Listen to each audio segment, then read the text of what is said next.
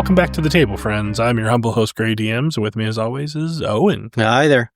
So, Owen, So who did Gray, you bring to the table? who did I bring to the table? What kindred are you going to introduce us to this dark and stormy night? Well, last time we did Beckett, and this time I thought I would do Theo Bell.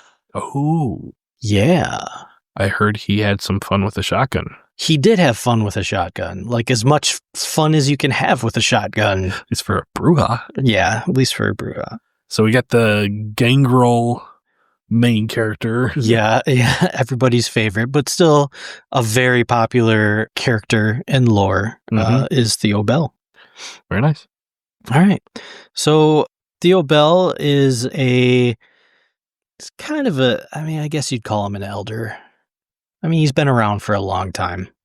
But yeah, he's probably most recently known as being, an Anarch champion, but he didn't start that way. The lore steeped with the ancient vampires and political machinations, Bell's claim to fame is as dramatic as it gets.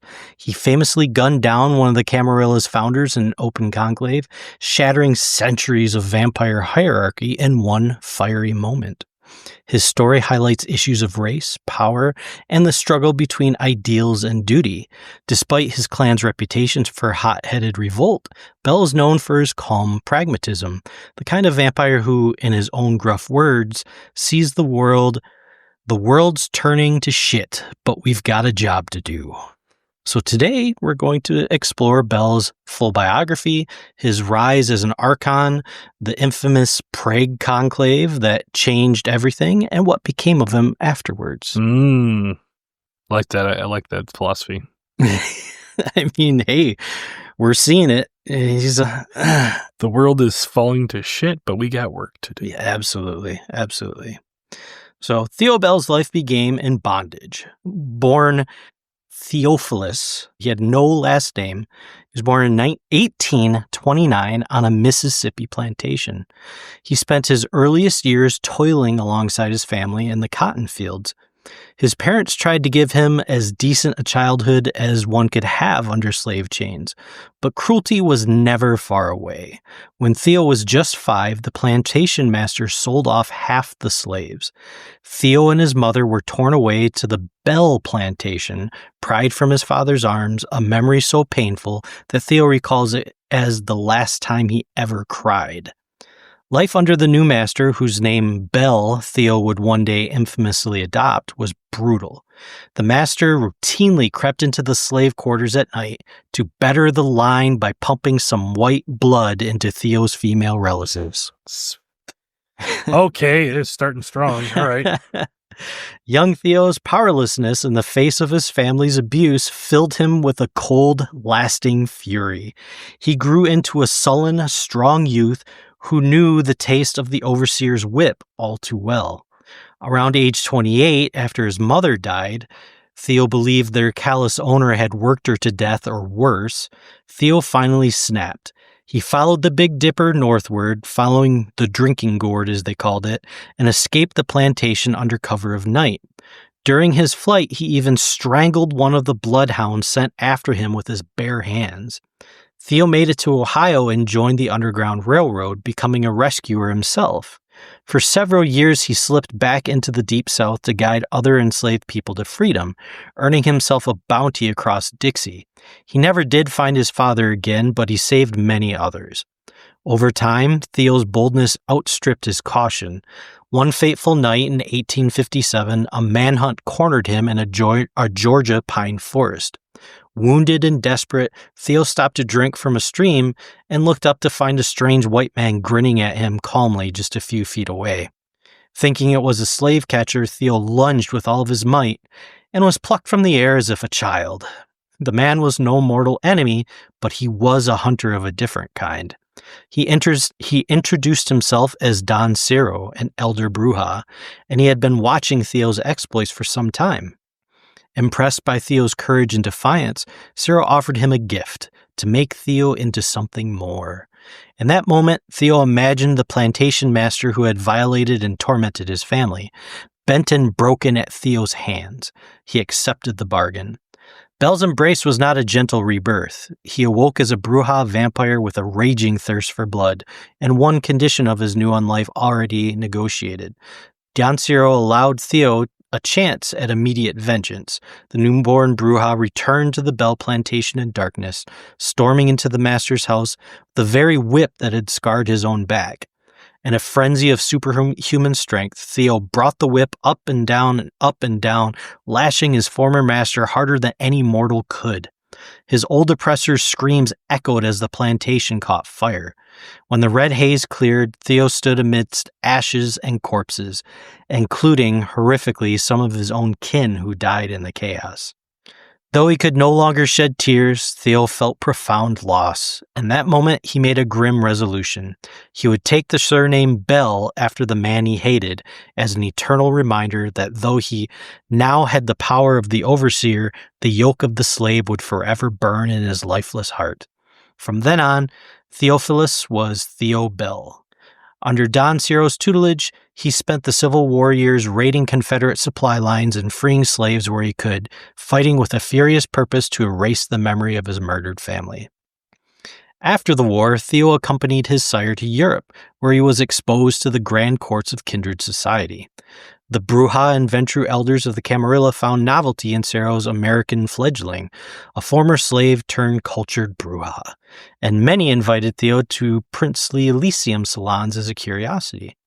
Theo cut a dashing figure, tall, well-built, with scars on his back from the whip and often sporting a neat mustache, and a dragon's breath-loaded shotgun at hand.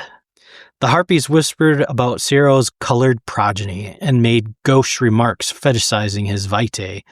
Though Theo soon grew disgusted with Europe's decadent, aristocratic undead, their indolence reminded him too much of slave masters at fancy parties. Still, he learned a great deal about vampire politics and philosophy in those years, becoming the very model of a warrior scholar that his idealist Brujah sire wanted. More importantly, Theo grew close to Don Ciro, as close as a father and son, and out of loyalty to his savior, he shouldered more and more responsibility in Camarilla affairs. This loyalty would tether Theo to the Camarilla even as his conscience wavered in the decades to come. By the mid-20th century, Bell had become the Camarilla's first line of defense in North America, an archon, one of the elite enforcers appointed to carry out the sect's justice. In the 1950s, the inner circle of the Camarilla saw an opportunity in Theo. Who better to infiltrate and monitor the rising civil rights movement and the restless young anarch vampires than a black Brujah with a foot in both worlds? They promoted Don Ciro to Brujah Justicar, the Camarilla's roving clan judge, knowing full well that Bell would be elevated as his archon. Theo was keenly aware of the politics behind his appointment and resented being used as a pawn due to his race.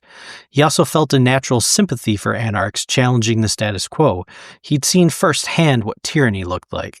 Yet ever the dutiful soldier, Theo followed orders. He executed his archon duties to the letter despite any misgivings. Over the following decades, Bell earned a fearsome reputation. He thwarted Sabbat incursions, notably quelling a Sabbat riptide that hit Harlem in the Jazz Age, and put down anarch unrest on the Camarilla's behalf. Vampires across the Americas came to utter the name Killa B with a mix of awe and dread. In fact, Bell performed so brilliantly that the inner circle officially commended him 7 times, an unprecedented honor. Even war-hardened Sabbat packs grew wary when Theo was in town, and anarch gangs in 100 cities cursed the archon who always seemed to show up to bust their schemes. Despite his model agent facade, Bell was never a blind zealot. He maintained more contact with the human world than most vampires of his age, secretly looking after his descendants of his family and staying informed on mortal affairs. Though a small list, those who knew him best understood that Theo's stoic loyalty masks a deeper moral conflict. On the surface, he appears efficiently polite to all and close to none, but inside he is torn. He watches the masters of the Camarilla administer their mortal plantation, cracking the whip of government and media to make the kind go this way and that, and the sight makes him shake with fury. Yet Theo also can't condone the capricious short-sightedness of the Anarchs, and he's seen the Sabbat too up close and personal to find any righteousness in that sect. Nor can he simply walk away into solitude, not after all he owes Don Ciero, the only father he's truly known. Bell, for all of his strength, was trapped by duty and loyalty. He continued to serve the Camarilla through the 1990s, becoming arguably the most respected and feared archon in the United States. When Don Ciero eventually stepped down, the new Brujah Justicar, Jaroslav Pesek, hated Bell's guts, but retained him as an archon anyway, simply because Theo was that effective. Bell had become a pillar of Camarilla power, an avenging demon of the Ivory Tower, who nonetheless never lost the perspective of the slave in chains. Theo's unflinching pragmatism comes across in war stories from this era. He had a habit of cutting through the pomp and politics with blunt truth. In one tale from Bloody September, as a city burnt down around them, Bell snarled at the bickering Camarilla elders. "We're fighting for our lives here, but the Ventrue and Tremere still have to piss on each other's shoes every chance they get, and all the Toreador want to do is critique the color of the stream."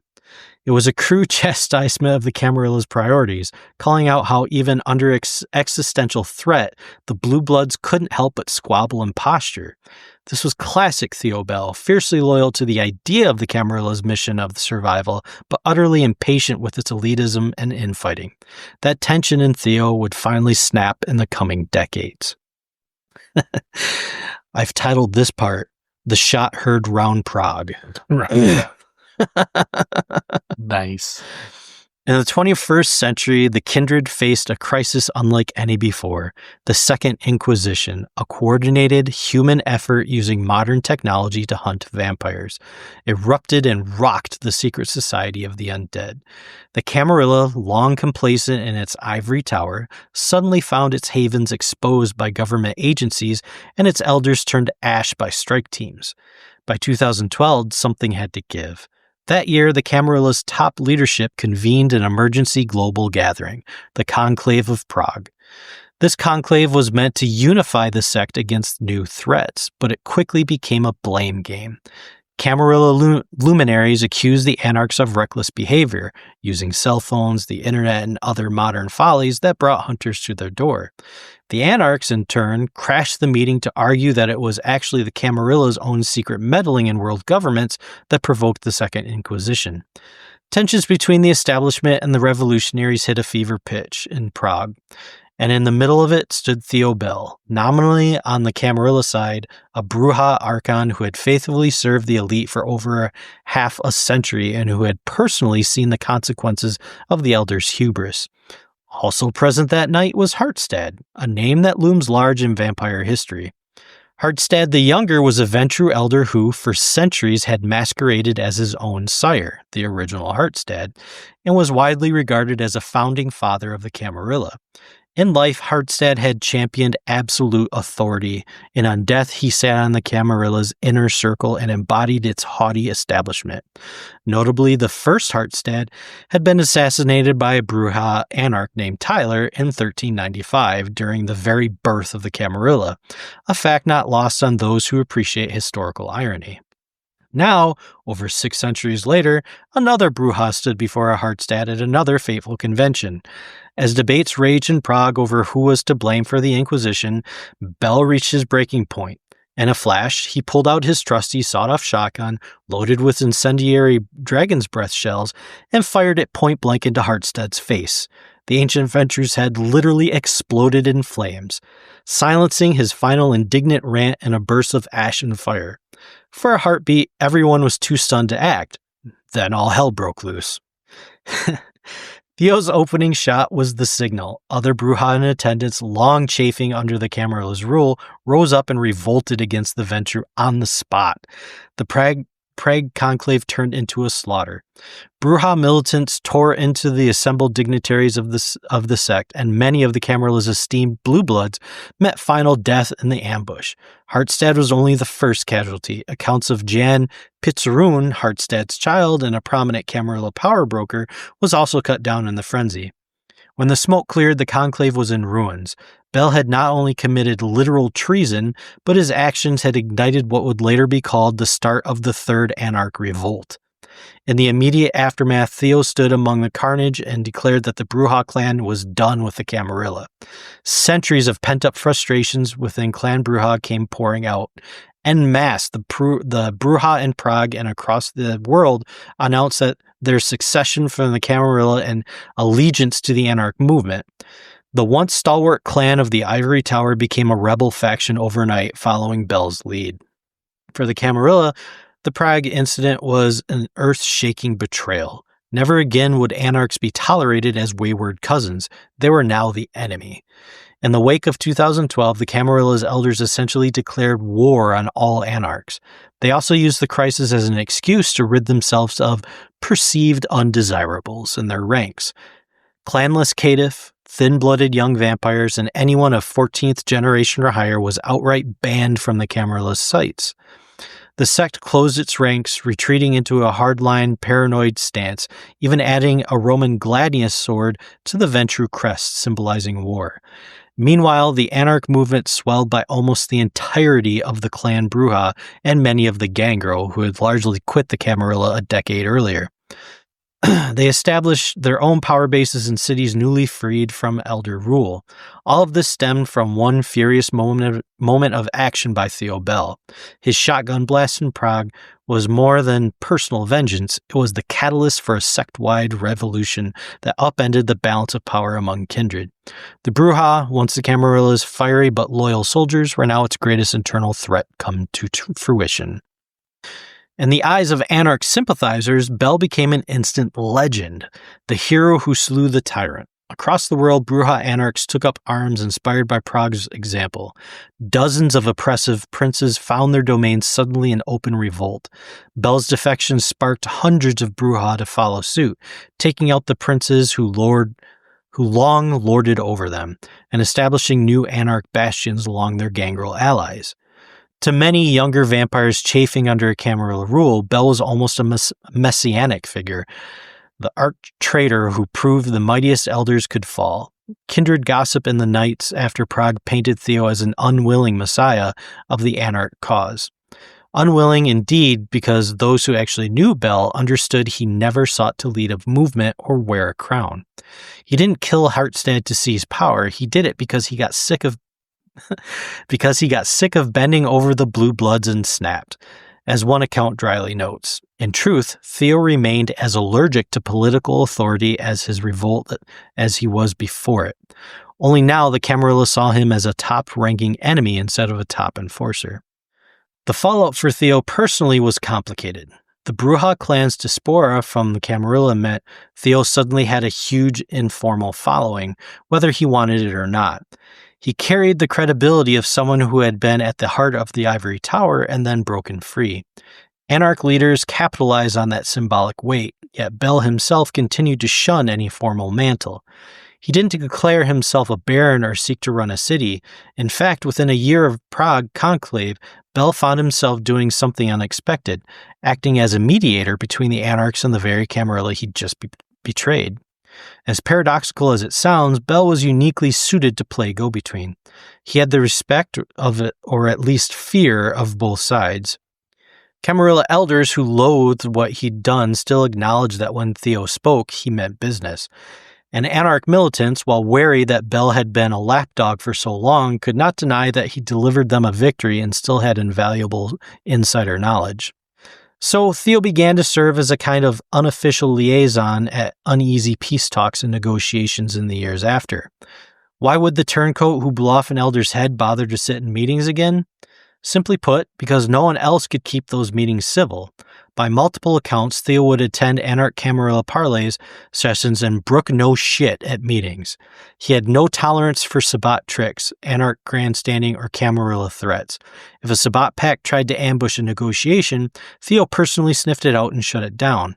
If hot-headed Anarch youth started turning a diplomatic talk into a riot, Theo's glare, or fist, would often quench it. And if Camarilla envoys attempted their usual bullying or manipulation, Bell would call their bluff on the spot. In effect, he became the muscle and the moral compass, ensuring that, however tenuous the peace between the sects was, it held together long enough to deal with greater threats. He had nothing to gain anymore except preventing pointless bloodshed among kindred when bigger problems like the Second Inquisition loomed over them all. It's important to note that not all Anarchs trusted Bell's sudden flip. Some veteran Anarchs' voices, such as Salvador Garcia on the West Coast, were skeptical. Was Bell truly devoted to the movement, or was he a Donnie Brasco type, an archon infiltrating the Anarchs as a ploy? Over time, however, Bell proved through action that he had genuinely cut ties with Camarilla's corruption. He openly refused Camarilla or offers of clemency or bribes to return. On the flip side, he also avoided the worst excesses of Anarch revenge. He became something rare, a kind of conscience for the Anarch movement, even as he refused to lead it.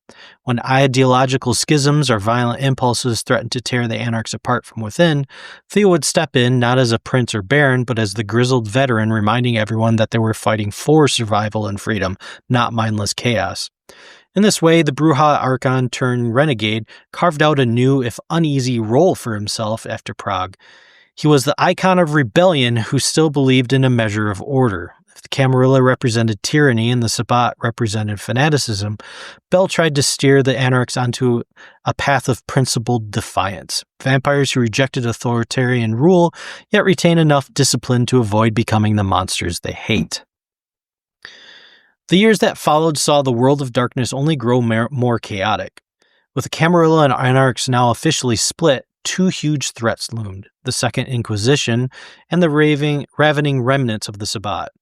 Theo, true to form, ended up confronting both. While Anarch versus Camarilla skirmishes flared up across the globe, often called the War of Ages, an even bloodier conflict drew the attention of Bell and many like him, the so-called Gehenna War.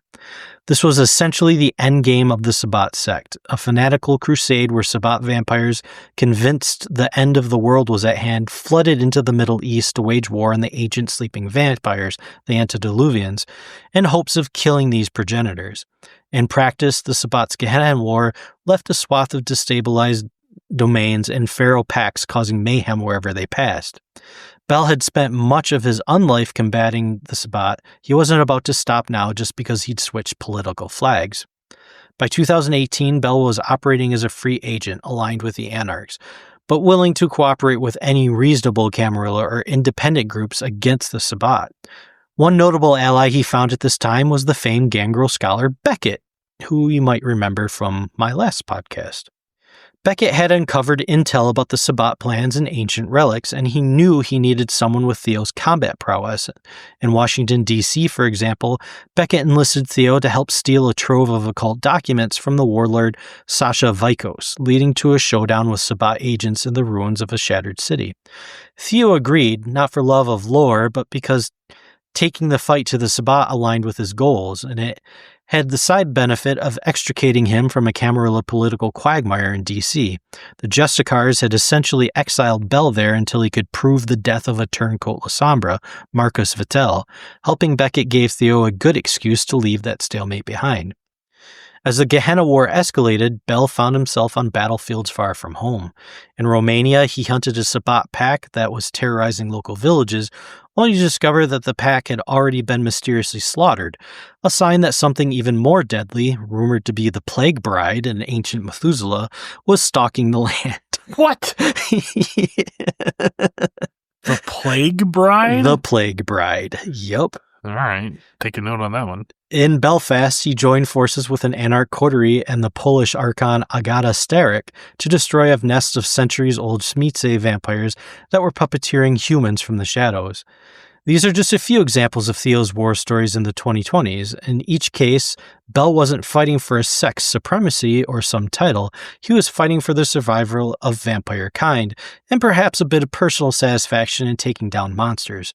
He proved time and again that no matter who signs his paycheck, Theo Bell is still the guy who runs towards the fire, towards the sounds of gunfire or stench of the Sabbat, when everyone else might be running away. As one observer put it, few archons have served the Camarilla with such distinction as Theo Bell, and even after he stopped serving the Camarilla, he continued serving the broader community of kindred by confronting their worst enemies. By 2024, Bell was firmly allied with an eclectic band of Anarchs, scholars, and former foes, all united in beating back the Sabbat's end-of-world frenzy. He and Beckett stood shoulder to shoulder on multiple fronts in the Gehenna War. Notably, Theo never rejoined the Camarilla, but he did work alongside individuals from that sect when needed. In a way, Bell became a bridge, albeit a rough-edged, reluctant one, that could connect disparate vampire factions under a common cause. Anarch leader one night, Camarilla consultant the next, wartime general by dawn. Theo wore many hats in these final nights. What he never became, though, is a politician. He left the speeches to the others and stuck to what he knew: action. When the Second Inquisition hit hard, burning down havens in London and Washington and sending elders into panic flight, Theo leveraged his decades of dealing with mortal authorities to help Anarchs evade detection. When a power vacuum in some city threatened to spark a Camarilla Anarch street war, Theo would drop in like an unpressed chaperone, forcing both sides to focus on the real threats. In short, even after effectively causing the Camarilla's rupture, Bell remained dedicated to preventing worse disasters from consuming them at all. In his gruff way, he was still saving the vampire world, often from itself. Mm-hmm. Interesting guy. I like him. Double barrel shotgun filled with dragonfire rounds. Yeah. I'm pressing. I'm like, I want to know the last thing that went through Hartstad's head besides the dragonfire. Yeah, dragonfire rounds. He's just like, is that a shotgun? Did he have a shotgun? Who let him with a shotgun? Let him in with a shotgun? Wait a second. Well, I mean, at the same time, though, he was an archon of the Camarilla, so it was like, no, there's a bunch of Anarchs in here. That chain of 500 years. We let him, or whatever. It can't be 500 years. 200. Said he was when the original. Yeah, because he was, it was 13. Mississippi slate. Oh, yeah, no, 18. Yeah, so 200. Yeah. It was about 2 centuries. Jeez, yeah. I mean, yeah, we talked about it, previously. He's a Brujah. Yep. That's what Brujah do. Yeah, and it's one of those situations, too, where it's like, I'm surprised it took that long. Yeah, it's just... Well, like I said, I think it's he had a mentor. Yeah. He had ideals that were prescribed through that system. Mm-hmm. There's still something to be said of I am the sword of the right. As much as I don't like the politics of the people who are screwing up the movement, it doesn't mean the movement's bad. Mm-hmm. But then, when you see oh no, the movement is bad. Yeah, the movement is very bad. The movement's bad because you guys built the movement and you are bad. Right. So, yeah. Yeah, so there you go. That's Theofalus Bell. Theofalus. Yeah, I think I'm saying that right. It might be. I think you can really... I think you can only have one of him, though. Yeah, no. You do two, and then suddenly it's like, well, which one takes care of this? Which one takes care of this? And they're just kind of... They might have... It's like playing Star Wars and having 2 Mandalorians, and one's like, I use a gun, and the other one's like, I use a sword. This is my personality. Yes. That's a deep cut that no one will remember, because even the people who were there probably don't remember it. I don't think they do. Yeah, I think that Theo Bell serves a really great purpose in the meta plot that has been kind of growing as part of Vampire the Masquerade. Mm-hmm. And whether personal opinions of whether or not that meta plot is something to be engaged with in the critique of it as a story, mm-hmm. yeah, it's a pinnacle. He's an icon. He's definitely like the hallmark, mm-hmm. the hallmark, the linchpin, of that kind of spirit, And I think in the grand scheme of things, if you're playing your own game in the Masquerade universe, you don't need him to show up. He's an example, where it's just like, hey, we're just going to cut through the bullshit this time, and we're going to have our own little uprising. So, okay, that's the question that gets to me, and maybe our dear listeners can chime in with your experiences on this. If the difference between Requiem and Masquerade is really the dive into the greater meta plot, mm-hmm. is there use for Masquerade without going to the meta plot? So I think the meta plot of Masquerade works as a very good outline of the world and its workings as an example, because you can always, while the people playing might not be doing something grand or amazing, there's always that chance that one of these people shows up and then you're like, oh, this is important, or this is something. And you use that as kind of an inspiration for the people playing, like, oh, here's this guy, here's Theo Bell. He shot Camarilla, inner circle member in the face with a shotgun because he was sick of hearing his bullshit. I think it works really well as an example for a group, and seeing the things that they themselves might not be able to accomplish on that great of a scale, they can at least see it's happened. Because I think for a group of people, something to be inspired by is better than, hey, just do whatever you want. Because I think when you hit a point where it's, hey, do whatever you want, that becomes, I don't know what I want to do. And there's so much. Where do I go? What do I do? Who do I talk to? I'm not really sure about this. And I think depending upon the game master in that situation, if they're playing Masquerade, they always have the meta plot to fall back on. Where if you're playing Requiem, it's always, I have to decide what the plot is for the whole thing. Anything that's established, I have to establish. Anything that they run into or people that they meet, I have to create those people. Interesting. Yeah, I think as you talked about specifically previously in the podcast, there is no right answer to which one's right. No, I think they both work great. Yeah, I feel the counter to your argument you just made is that because it's such a strong guideline, it can often be interpreted rather than as a guideline these are the rules. This is what you have to do. It's always there, and I can, as a player, I can go to it. Yeah. And you may have a DM or storyteller who's like, no, like I don't want you calling up Theo Bell. Well, at the same time, though, it's a situation. He's not going to deal with like a fledgling Brujah. He's not going to have any contact with you, and you're like, but no, I've read these books. I'm going to go contact Theo Bell. I think that's more of a player and game master. They have to come to an understanding, like where it's just like, hey, look at it this way: you're an American citizen. You're not going to go call the president, right? But like, there's those people who are going to basically go in and they're going to. Their first time exposed to the lore, and they're going to write their self-insert character into that lore.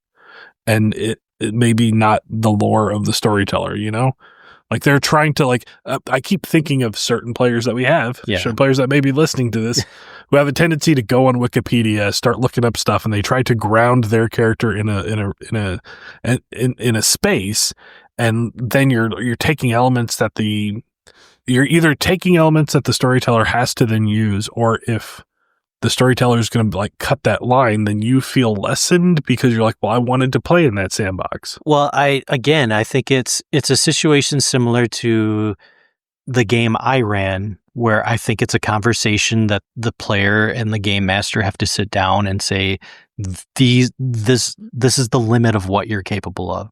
Because if you're playing neonates, you are not going to be talking to these people unless you are brought up in a situation where that person's already there waiting for you, so to speak.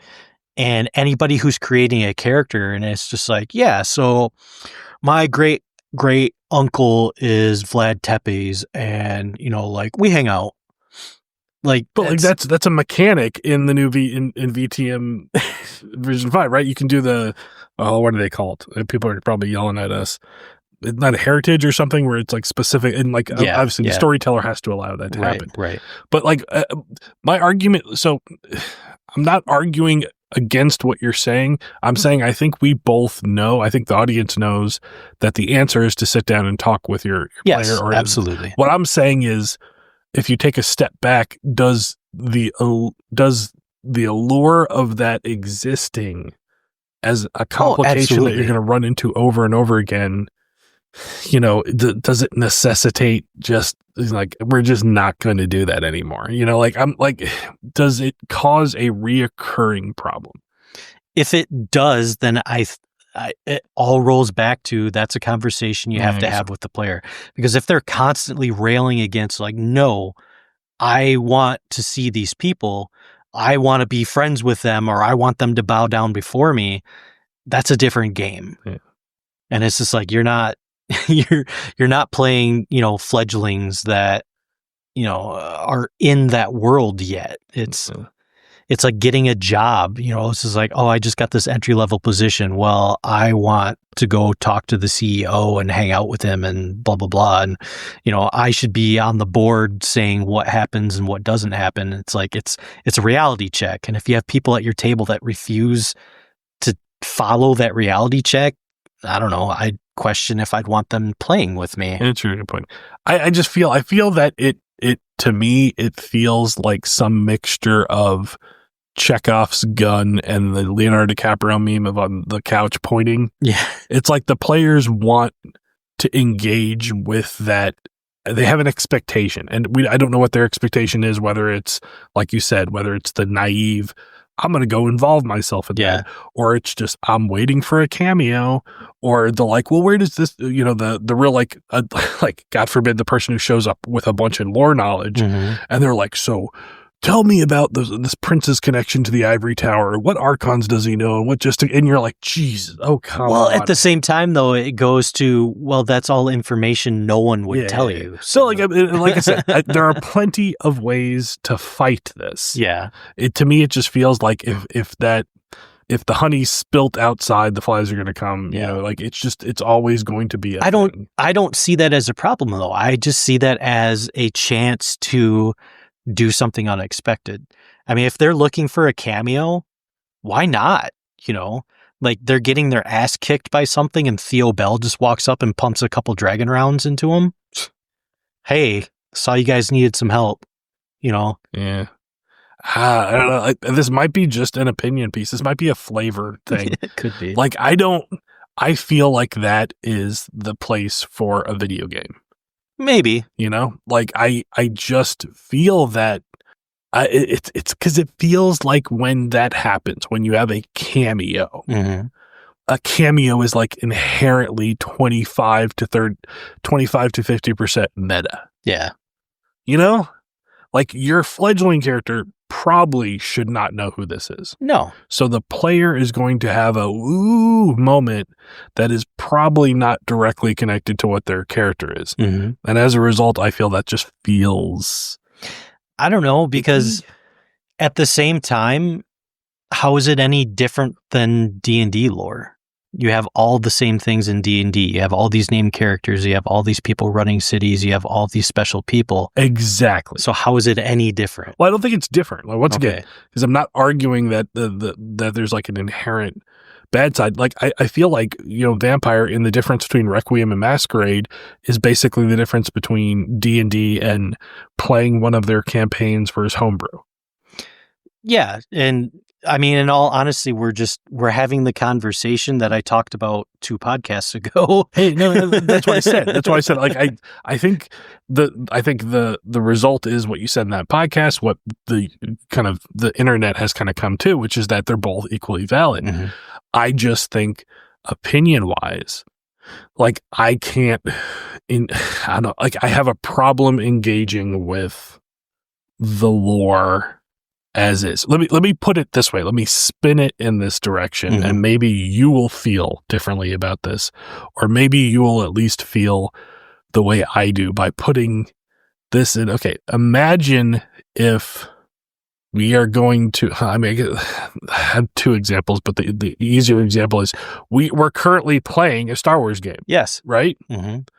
So imagine if our cast of idiots goes into a cantina on a space station to get information about the thing that's happening, and I'm just like, you just see a bright-haired, blue-eyed kid with a lightsaber on his side. I run up to him and go, I don't like you. I don't like you. He doesn't like you either. I'm a wanted man on 5 systems. Like right there, like there's also like the kind of the concept of like that's something you distaste already. Yeah. But it's that thing of like that feeling that you're like, oh geez, like. But I don't. My thought on the whole overarching meta plot of Masquerade is it's there if you want to mess with it. You don't have to. Yeah. But that's what I'm getting at, right? Is like I'm not trying to say that you have to defend its existence. Mm-hmm. I'm really just trying to like kind of like think about the opinion. Where do we fall? Where does the listener fall? If you're listening to this, are you thinking these thoughts? Or are you just like Gray's going insane? This is not right. Are you sitting there like, yes, I want, I have a shelf full of vampire books at home and I want that to be represented in the world? Or are you like, we always played our own little coterie that never like talked about that stuff? In which case, why aren't you just playing Requiem? Well, and that's your option. Yeah, and it is. It's just, in my opinion... But some people need to be wrong. In my opinion, I think the meta plot is there. It's something you can use if you want. You don't have to. Yeah. And for me, the person who wants to play, I enjoy the thought of these world-changing events being possible and happening, and something in that affecting our campaign. It might not be something directly tied to what we're doing, but it can have an effect. I like that. When it comes to Requiem, while I still enjoy the game and everything that's happening there, it just feels lesser to me because that stuff isn't there. Like, I always feel like, it's just this place we're going to, and this is just happening where we're at. Like what's happening in the grand, larger scale of the world. Really nothing, because to do that, we'd have to make something up and decide and do whatever, which is fine if you want to do that. Like our Chicago game and our Dark Ages game and all that stuff that we did, so long ago. I get that that's all in Requiem, because it has to be. Mm-hmm. We destroyed places that exist and all of that. And I can appreciate that. But it doesn't stop me from wanting, Chicago's gone. It's just this wreck of a place that people don't go to anymore. And then Beckett comes wandering out and he's just like, you won't believe what I found. Like that. I love that kind of stuff. But that's me in the way I like lore, and I like to be told the story. I don't necessarily want to create the story. Interesting. So do you think the campaign that we played in New York would have been less if it was in Masquerade? I don't know if it would have been less. More than likely, yes, it would have been less, because a lot of the stuff that you created would already exist there in its Masquerade form. And sorry, if we played it in Requiem. If we played it in Requiem. Because we played it in Masquerade. Did we? Okay. I just don't remember. I was going to say a lot of the stuff you created there. Like 100%. Yeah. Like there was. I don't think it would have been any less, because we didn't deal with any major characters. Like the only thing that we talked about was the calling. Yes. Like the big things that supposedly occurred, which I thought brought a lot to it. Okay. The whole thing was just like, man, there's no elders except for this one guy, and they're doing everything they can to keep him around. I was like, that's actually really freaking cool. Yeah, because I think that's just good world building. Yes. I think this is okay. I think we're spiraling around just a difference of opinions here in certain key aspects. Nobody's wrong. Everybody's allowed to have their own opinion. I think the funny thing too is that this is so fundamentally a thing that is directly tied to whether or not you like the system we're playing. Oh, gotcha. Because every one of your D&D characters doesn't give a flying fudge what the hell is happening in the world. And it's almost an antithesis of that. Like, I will go in there and I will craft a completely homebrew town from the bottom to the top, and you're just like, I don't care. I'm going to go fuck with that guy over there. And now in Vampire, you're like, give me the plot, man. I care about this one. Well, because a lot of... I feel very seen right now. Like, I found the back of that wall, and I'm moving towards the corner. A lot of it is, I am nowhere near as interested in D&D as I am in Vampire. I know. That's what that's my thing. It's the motivating thing. And it's like, I can have a good time playing D&D, but I have to do it my way. And my way is to get the DM to go, God damn it.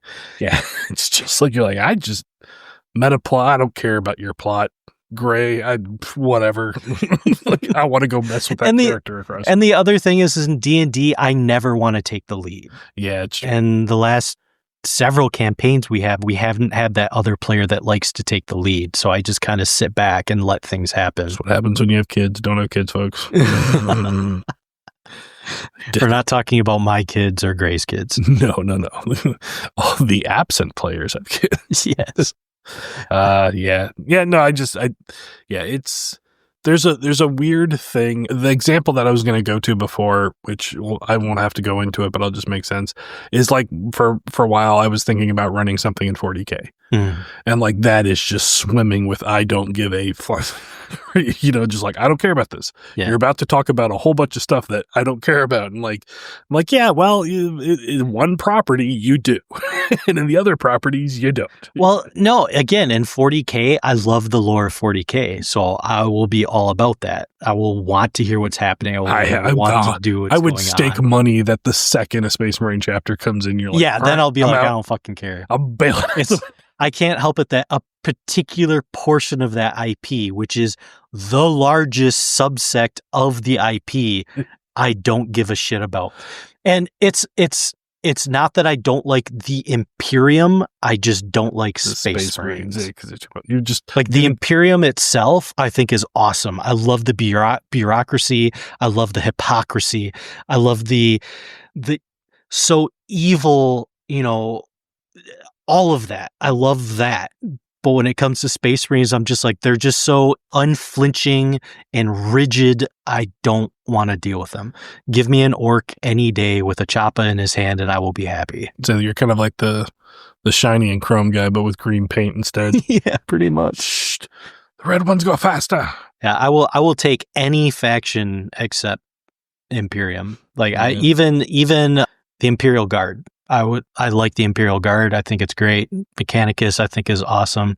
The Voron, I was about to call them the Squats. The Voron. Not the Voron. I think that's a different, the Votan. Votan, that's what it is. The Votan, I think, are awesome. That's all cool. Even, there's so much hypocrisy right here.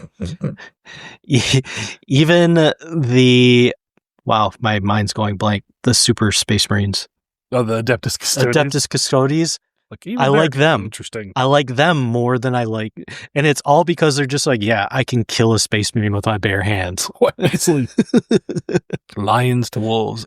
Yeah, I think we just have a particularly bad alignment where the stuff you really care about, the stuff I really care about is just different. No, I don't think it's a bad alignment. I think it is a good compromise. We complement each other.